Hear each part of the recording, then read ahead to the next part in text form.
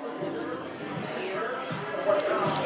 one is called Genesis 22.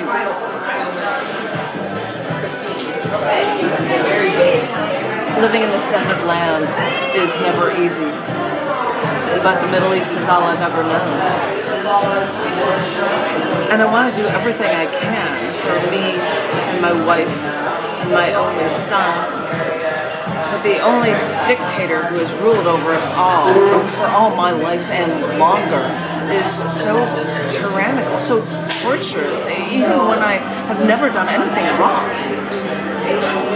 I know of how once, many years ago, he let an entire land flood, destroying almost everyone.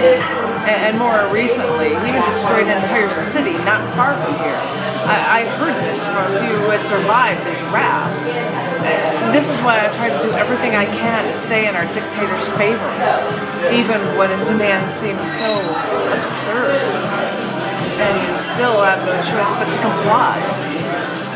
Recently, a few of his goose-stepping stormtrooper henchmen approached me, and I was afraid of what they were going to say to me or what they were going to do to me. But they came to me like angels at first, saying there was only one thing my dictator asked me to do, and if I did this, then me and my wife would remain in the dictator's favor. These are the words from the dictator himself, these angels said to me, so I eagerly asked what my dictator wanted me to do. Now, I always thought this dictator was ludicrous, but when his henchmen told me that to win his favor, I had to kill my only son, I thought this had to be a joke. But the angel's expressions never changed, so I understood that in order for us to live, my son, at my own hand, must die.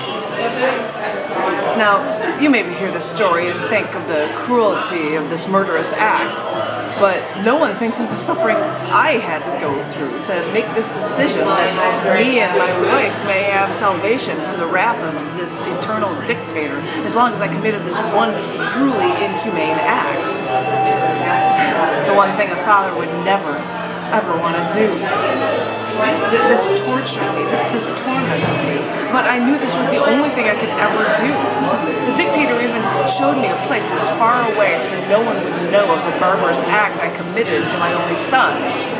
So, a few days later, I asked my son to come with me while I made an offering so that we could be at peace. And my son was happy to come with me.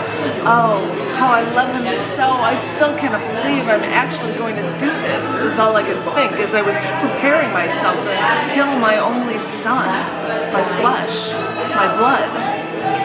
And when we got to the farthest mountain and saw a clearing for the offering, my son even asked what we were going to be offering.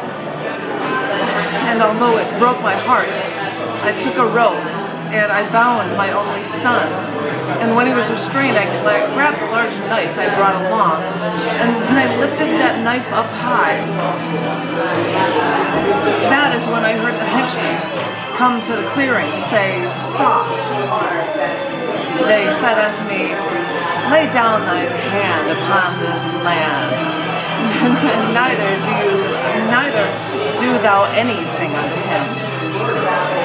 They knew I would do this one heinous act, and they said that our dictator was pleased. He was pleased that I feared it so much, so deeply, and that I was willing to kill my only son. Yes. This is a story of how the people who are good to our leader, how we can still be tormented this way. Am I now in his favor because little old me was willing to be as heinous as he? That I would destroy life, derived actually from me. This is what I battle in my mind now, every day. It makes me wonder what I'm truly willing to do, to be, with any attempt to try to be free.